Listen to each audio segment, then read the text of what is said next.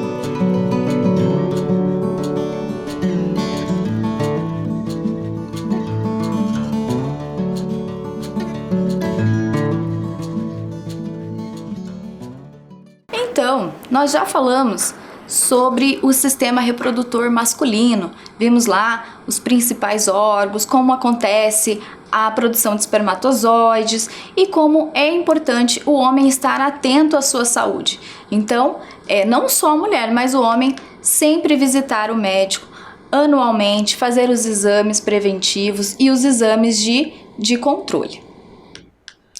Aqui nós temos um dado que aponta para o número de câncer, tanto no homem quanto na mulher. Então, é uma doença que preocupa bastante, mas que na maioria dos casos pode se obter sucesso se ela for descoberta no início. Então, por isso, a importância da ida regular ao médico, dessas consultas e do acompanhamento correto. Vou deixar para vocês agora uma campanha que explica bem sobre essa importância do homem indo ao médico, o Novembro Azul. Câncer de próstata. O câncer de próstata acomete homens no mundo todo.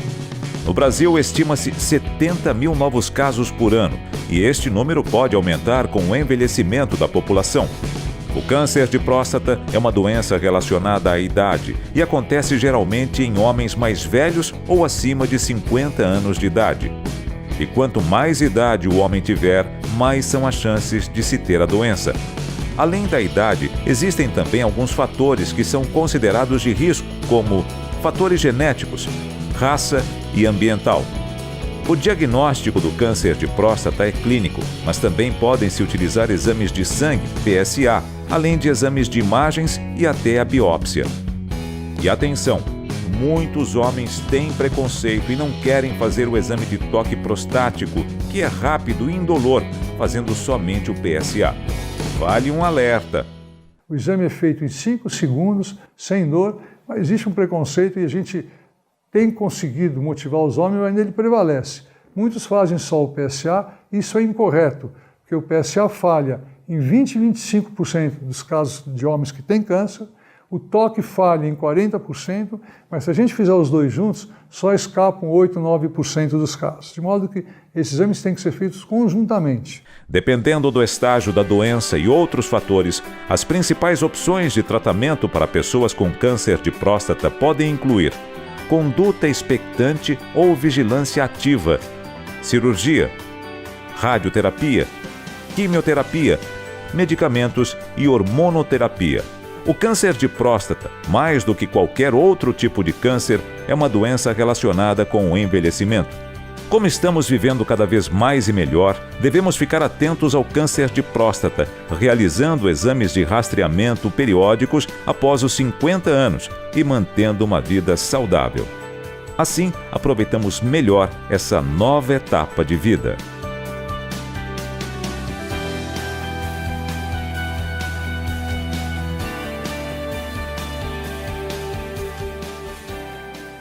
Então viram no vídeo educativo falando sobre a importância dos exames, do acompanhamento com o seu médico. Analisando esse infográfico aqui, a gente pode perceber, olha, que dos tipos de câncer que mais acometem os homens o segundo lugar está o câncer de próstata. Tá? Em primeiro lugar vem o câncer de pele, em segundo lugar o câncer de próstata. Então, é bem importante a gente estar acompanhando os nossos exames, estar preocupado aí com a nossa saúde, porque, graças a Deus, hoje a medicina já avançou e temos tratamentos bem efetivos que, quanto antes são identificados, tem grandes chances de sucesso. Nas mulheres, o tipo de câncer que mais acontece, em segundo lugar, é o câncer de mama. Então, também um alerta aí para as mulheres. Falando nisso, nós vamos entender e estudar um pouquinho mais sobre o sistema reprodutor feminino. Olhem lá. Então, o sistema reprodutor feminino, ele é formado por um conjunto de órgãos, os órgãos internos e externos. Os órgãos externos são os ovários, as tubas uterinas e o útero. Externos, aí estariam o clitóris, o canal vaginal e os lábios. Quais as doenças que mais acometem as mulheres? Então, nesse funcionamento do trato do sistema reprodutor feminino, acontecem bastante infecções por bactérias, parasitas e até vírus. Então, as doenças mais comuns são ovário policístico, candidíase, HPV e cistite. Muitas vezes as pessoas acham, por ser comum e muito falada, que essas infecções não merecem atenção, e é um grande engano. Por exemplo, a cistite com muita frequência pode causar aí um problema renal ou uma infecção mais grave no sistema reprodutor. Então, tudo é importante a gente investigar com o médico. HPV, por exemplo, é causado por um vírus e 99% das mulheres que têm câncer, desenvolvem câncer de colo de útero, é porque foram infectadas pelo vírus da HPV. Hoje já temos até a vacina, né? Então, é importante saber desse recurso que a gente tem no SUS e prevenir. Hoje a nossa vacina é para os jovens, entre 9 a 14 anos, tanto para meninos quanto para meninas. Então, importante ir até o posto de saúde e garantir essa vacina aí na sua carteirinha. Então, lá a vacina, que foi uma importante conquista, né, um avanço da ciência. Então, essa vacina, a nossa, por exemplo, aqui no Brasil, ela é polivalente, ela garante a proteção contra 4 tipos de infecção do vírus HPV, né? Vou deixar então um vídeo para vocês verem essa campanha. A segunda temporada de vacinação já começou. Por isso, se você já tomou a primeira dose da vacina HPV 6 meses atrás, essa é a hora de se proteger por completo e tomar a segunda dose da vacina. Meninas de 9 a 14 anos e meninos de 11 a 14 podem procurar uma unidade de saúde, levar a caderneta de vacinação e tomar gratuitamente a segunda dose contra o HPV. E se você ainda não tomou a primeira dose da vacina HPV, passe em uma unidade de saúde e proteja-se. Não se esqueça de tomar a segunda dose 6 meses depois. Só assim você estará completamente protegido para maratonar em várias outras aventuras. Não perca a segunda temporada de vacinação. Disponível na unidade de saúde mais perto de você. Ministério da Saúde. Então, dando sequência ao sistema reprodutor feminino, nós vamos falar um pouquinho também sobre os métodos contraceptivos. Então, as mulheres utilizam bastante métodos e às vezes não têm muito conhecimento sobre eles. Então, é importante também investigar, acompanhar com o seu médico qual o método adequado. O que acontece? Então, a mulher, a partir de uma certa idade, tem a sua primeira menstruação, a menarca. Então, o desmanche ou a escamação do endométrio dentro do seu útero. Então, é um sistema que vai funcionar mensalmente. Então, ele já está programado lá nos nossos hormônios, no nosso corpo, para funcionar mensalmente. Por isso que o primeiro sinal da gravidez é quando a mulher não menstrua, tá? Então, ele funciona assim, o descamamento do endométrio, e se a mulher quer evitar a gravidez, a reprodução, ela vai usar os métodos contraceptivos. Quais são esses métodos? Hoje, gente, já existem mais de 20 tipos de métodos. E os mais comuns são o DIU, a pílula, o implante hormonal, o adesivo hormonal, a injeção, e também é usado a pílula do dia seguinte. Lembrando, a pílula do dia seguinte é para usar em casos eventuais em que você não se protegeu, você manteve a relação sem proteção. Então, no dia seguinte é aconselhável usar essa pílula. Porém, ela contém uma carga muito grande de hormônios. Então, com a repetição deste uso, ela não vai fazer bem para o corpo da mulher. Então, muito cuidado com o uso somente quando necessário. O DIU, que é o dispositivo intrauterino, hoje também ele já tem em cobre, material de prata, e aí ele vai ser orientado pelo seu médico, o que melhor vai se adaptar. Se você tem um ciclo menstrual muito doloroso, muitas cólicas, provavelmente ele vai te recomendar um DIU hormonal.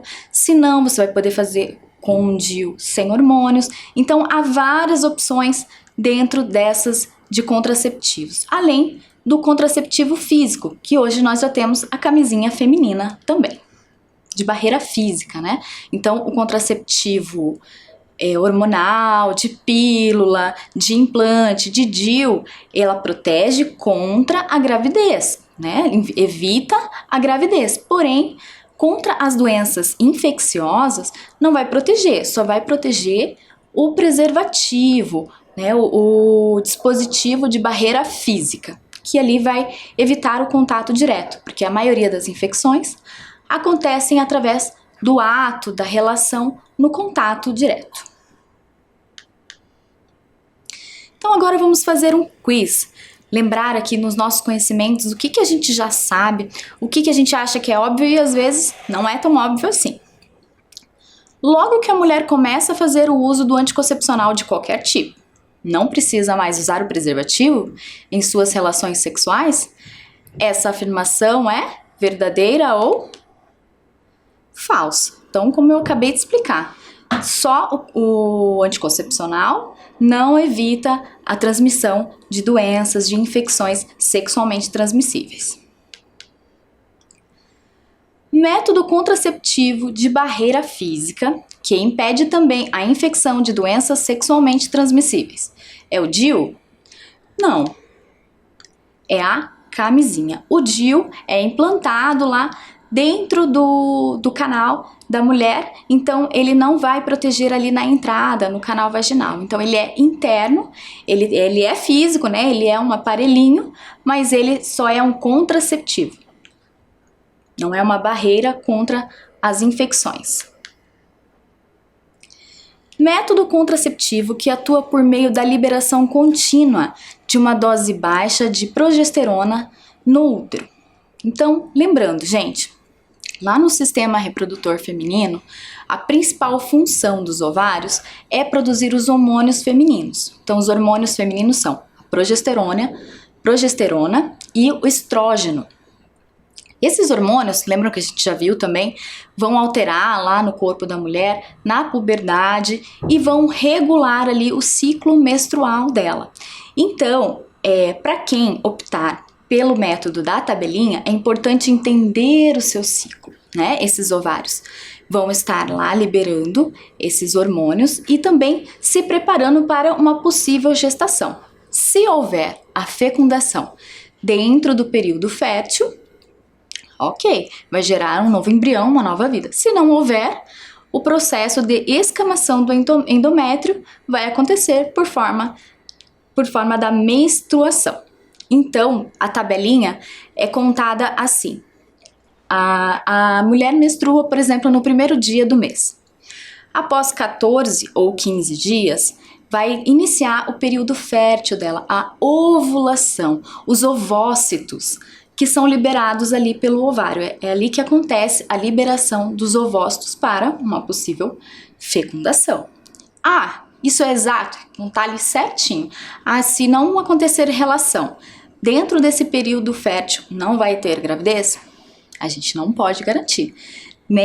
Cada corpo funciona de um jeito, nem tudo é 100%. Então, há mulheres que terão um período fértil ali com 3 dias a mais, com 3 dias a menos, então isso tem uma grande variação.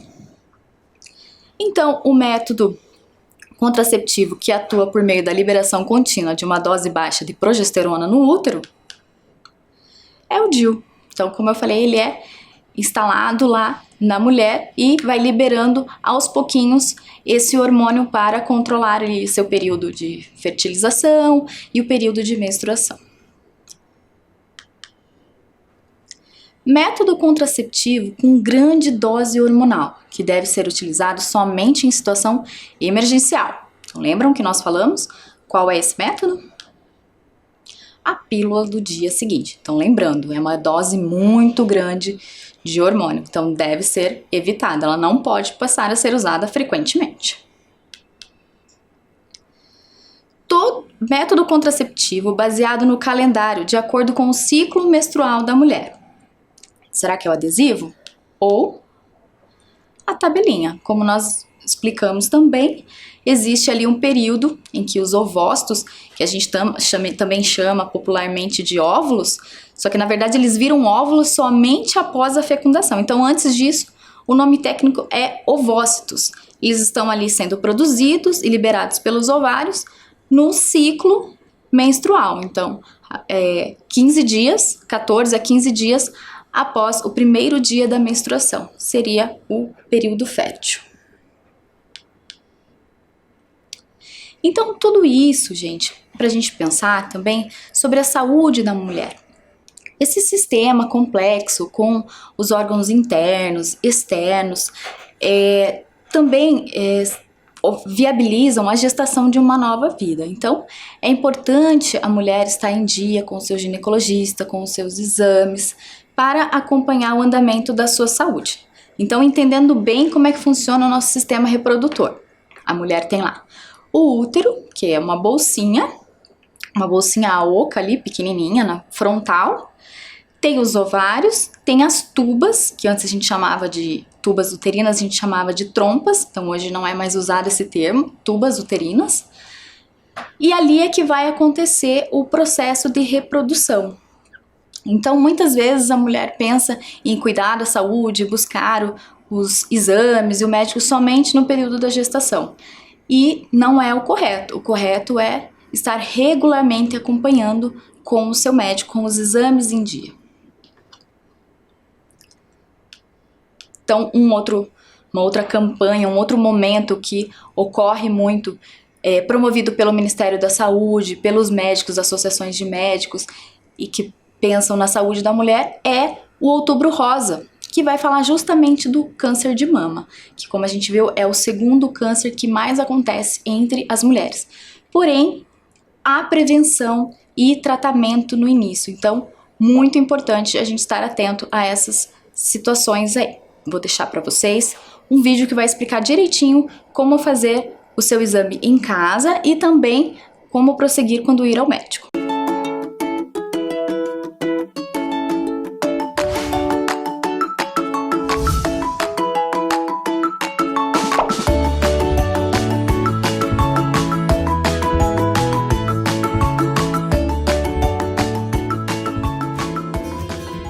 Olá, sou o Dr. Campos, clínico geral.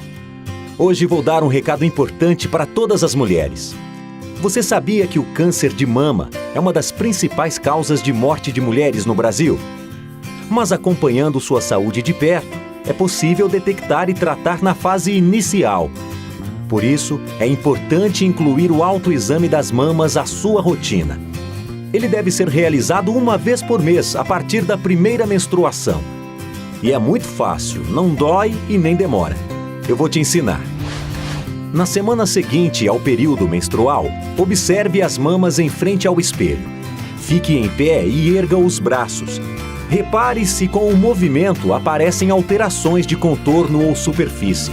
Você deve ficar atenta a mudanças no tamanho ou formato do seio, vermelhidão ou coceira na pele e ou ao redor do mamilo, vazamento de um ou de ambos os mamilos, inchaço da axila ou ao redor da clavícula, nódulo ou espessamento que pareça diferente do restante do tecido da mama, mudança na textura da pele, como enrugamento ou covas, aparência de casca de laranja, inversão ou mudança de posição ou formato do mamilo, dor constante nas mamas ou axilas. Depois de observar, é hora de se tocar. Primeiro, levante o braço esquerdo e com a mão direita, toque levemente o seio, fazendo movimentos circulares e apalpe devagar com as pontas dos dedos. Repita o procedimento no lado direito. Agora, deitada, repita os movimentos. Levante o braço esquerdo e com a mão direita, toque levemente o seio, fazendo movimentos circulares e apalpe devagar com as pontas dos dedos.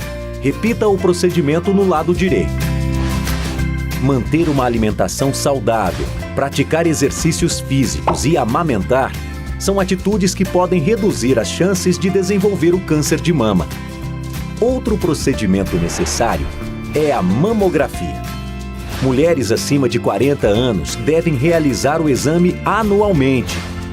Quem tem histórico de câncer de mama na família deve ser examinada com maior frequência. Mas lembre-se, se você notar alguma modificação, procure o seu médico imediatamente. O câncer de mama é o mais comum entre as mulheres e, se descoberto no início, tem altas chances de cura. Então, fique atenta e se cuide. Até a próxima!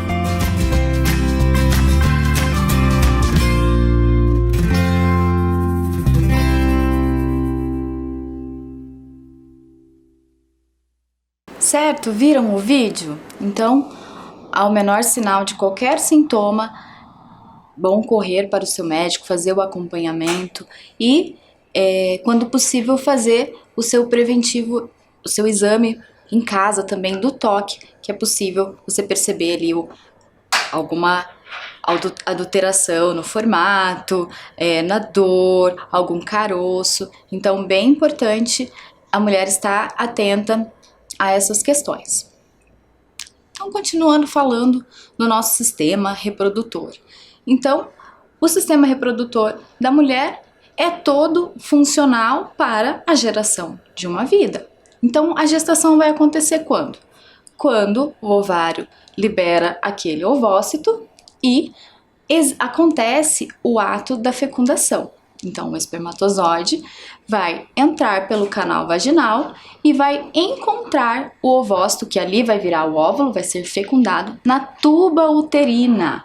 Então, é ali no caminho que eles se encontram. Por isso também que a gente às vezes ouve falar da gravidez tubária, que é quando a gravidez ocorre ali mesmo e fica ali para formar o embrião. Claro, não é possível dar sequência aí à gravidez. Então, numa trajetória normal, acontece ali a fecundação.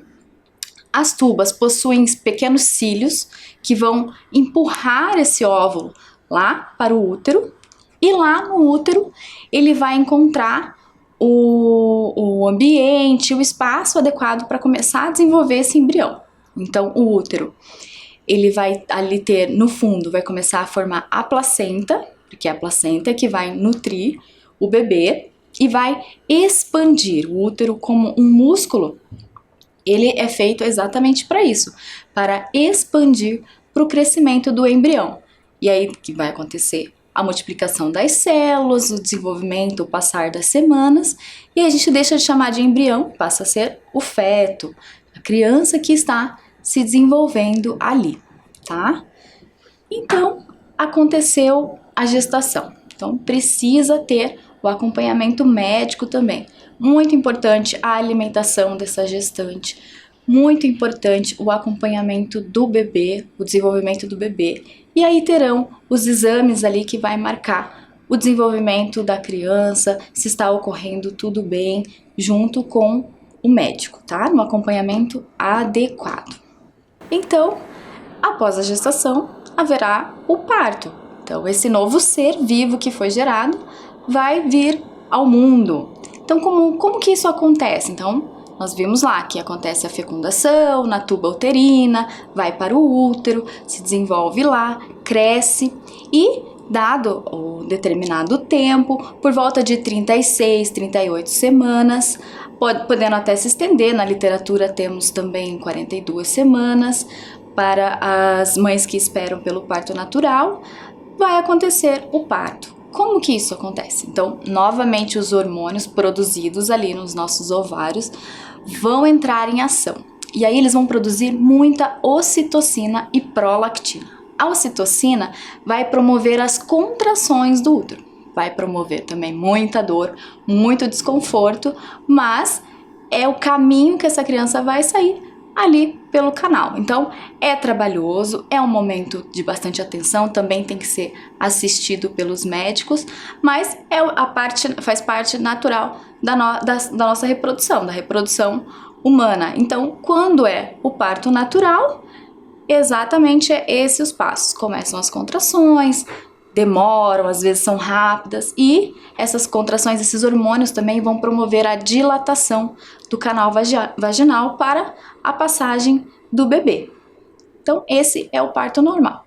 Há também a opção pelo parto cesárea, embora a Organização Mundial da Saúde recomenda que a cesárea seja apenas caso a mãe necessite ou tenha alguma condição ali de saúde que no parto normal promova risco.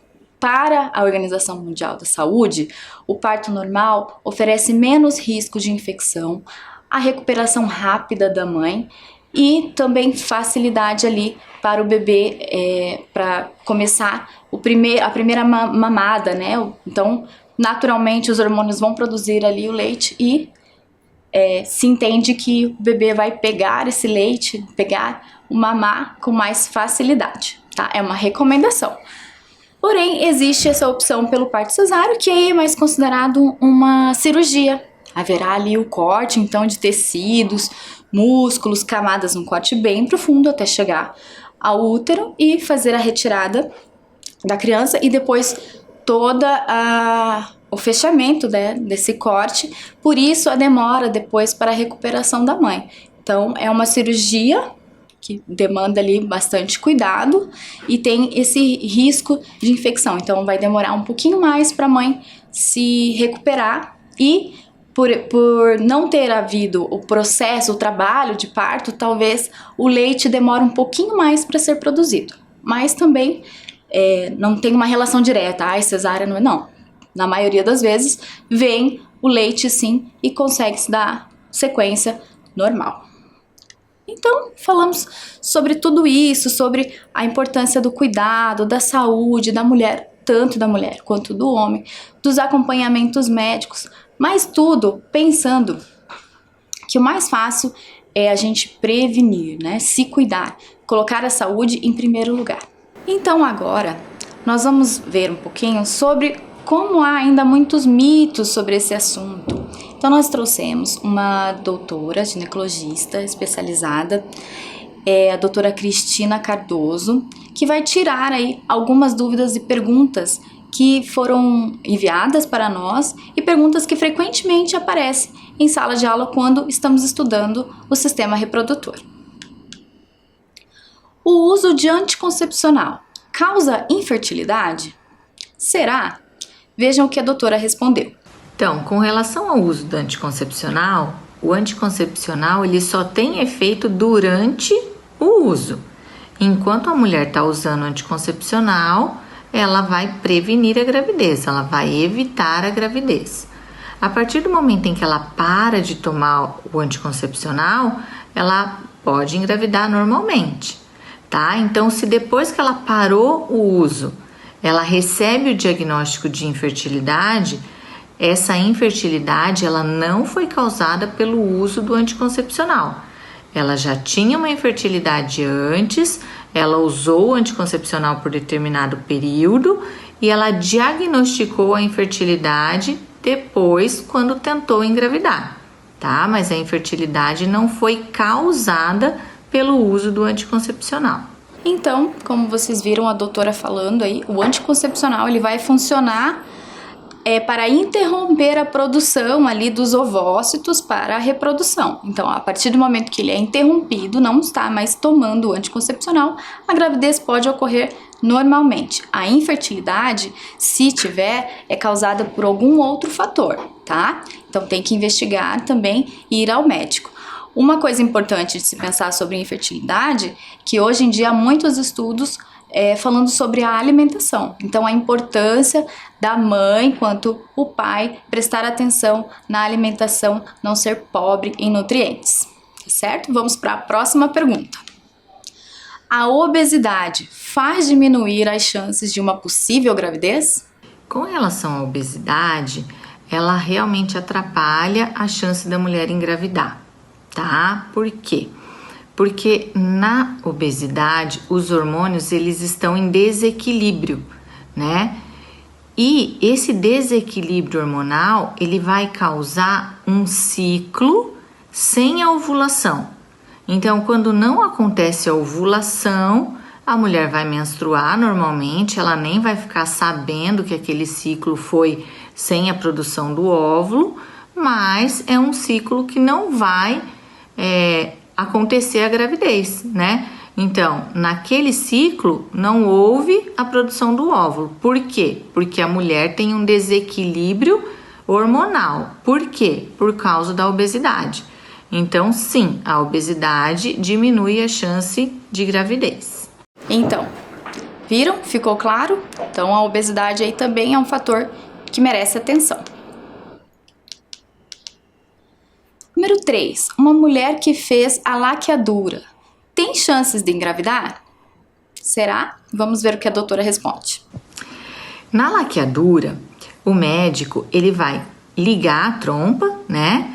Então, ele vai separar os 2 pedacinhos e o organismo pode naturalmente encontrar esses 2 pedacinhos de volta e recanalizar essa trompa. Isso acontece em 1% dos casos. Então, é raro, né? Mas a mulher que faz laqueadura, ela pode sim engravidar naturalmente depois da laqueadura. Ah, mas e quando a mulher fez laqueadura e ela resolve engravidar? Aí é feito um procedimento cirúrgico para tentar religar essa trompa. Só que esse procedimento, ele é mais difícil. Ele não tem muita chance de dar certo. Então, a laqueadura é um método anticoncepcional praticamente definitivo, se a gente pensar que a chance de dar certo depois, ela já vai diminuir bastante, tá? Então, viram a explicação da doutora? Então, a laqueadura pode sim se reverter em pouquíssimos casos, mas acontece e aí pode ocorrer a gravidez. Número 4. O hábito de fumar prejudica a fertilidade? O tabagismo, ele também atrapalha bastante na chance da mulher engravidar, tanto por parte da mulher quanto por parte do homem, tá? No homem, ele diminui a quantidade do sêmen, que vai levar o espermatozoide para fecundar o óvulo. E na mulher, o tabagismo, ele diminui a vascularização do útero e aquele movimento das trompas que é necessário para conduzir o óvulo, né? Então, ele atrapalha bastante na hora da gravidez. Então, viram só? O tabagismo também é um fator que pode atrapalhar aí na fertilidade, tanto para o homem quanto para a mulher. Então, aquele movimento que nós vimos, que acontece lá na tuba, para levar o óvulo para o útero, pode também ser atrapalhado aí e na produção de sêmen, no caso dos homens. Então, é um hábito que a gente sabe que não faz mal, não faz bem para várias outras coisas, mas para a fertilidade também prejudica. A cachumba pode deixar o homem infértil? A cachumba, ela pode causar infertilidade sim, né? Quando aquele menino passa pela infância e não pega a cachumba e vai pegar lá na adolescência, adulto jovem ou adulto, tem uma chance maior desse vírus acometer o testículo, né? Que é o que a gente chama de a cachumba desceu para o testículo e aí ela vai diminuir a produção do espermatozoide. Por isso, pessoal, é tão importante estar sempre com a carteira de vacinação em dia, né? Porque a cachumba é uma das doenças protegidas pelas vacinas. Então, quando a mãe presta bastante atenção na vacina da criança, dificilmente ela vai pegar a cachumba, tá bom?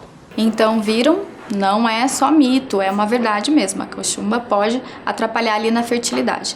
Lembrando novamente a importância da vacinação. Temos vacina para cachumba, para sarampo. Então, sempre estar alerta aí na vacinação das crianças. 6.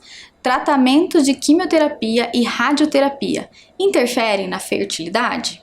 Quimioterapia e radioterapia são tratamentos que podem interferir bastante na chance de gravidez, tá? Então, a quimioterapia e a rádio, elas podem interferir tanto na produção dos óvulos quanto na produção dos espermatozoides.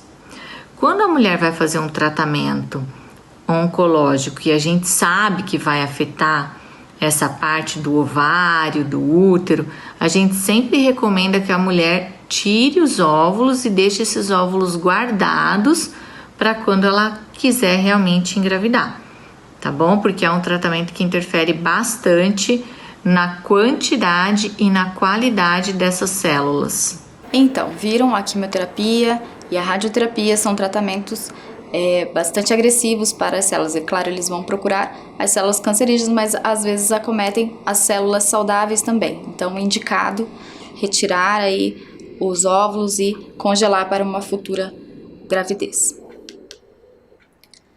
Número 7. Um homem que fez vasectomia não pode mais ter filhos? Será que funciona como no caso das mulheres, na laqueadura? Vamos ver. O homem, quando ele faz vasectomia, do mesmo jeito que a mulher, quando faz a laqueadura, pode acontecer do próprio organismo religar, o organismo do homem também pode religar esses canais. E em 1% dos casos, pode acontecer a gravidez espontânea, né? Ele fez o procedimento da vasectomia, não queria ter mais filhos, e aí ele realmente, o organismo ligou e ele pode ter novos filhos. Agora, quando ele faz a vasectomia e ele decide querer engravidar uma mulher novamente, aí ele precisa passar por um procedimento cirúrgico para religar aquele canalzinho que foi cortado, ou existe a oportunidade de pegar os espermatozoides através de uma coleta, uma punção, e fazer um processo chamado fertilização in vitro, né? Eu vou juntar o óvulo com o espermatozoide no laboratório e depois eu vou colocar esse ovo, né? Esse embrião, ele vai ser implantado direto no útero da mulher. Então, viram só? O organismo é surpreendente, né? Então, também, no caso dos homens, pode haver reversão natural ou também por meio de cirurgia. Agora, número 8. Óvulos, embriões e sêmen congelados possuem prazo de validade? Então, como a gente comentou, no caso de um tratamento de radioterapia ou quimioterapia ou de uma reversão de vasectomia, a pessoa pode optar por guardar seus óvulos ou o sêmen para uma futura fertilização. Será que tem prazo de validade? Vamos ver. Os óvulos, os embriões, os espermatozoides que ficam congelados, eles não têm um prazo de validade.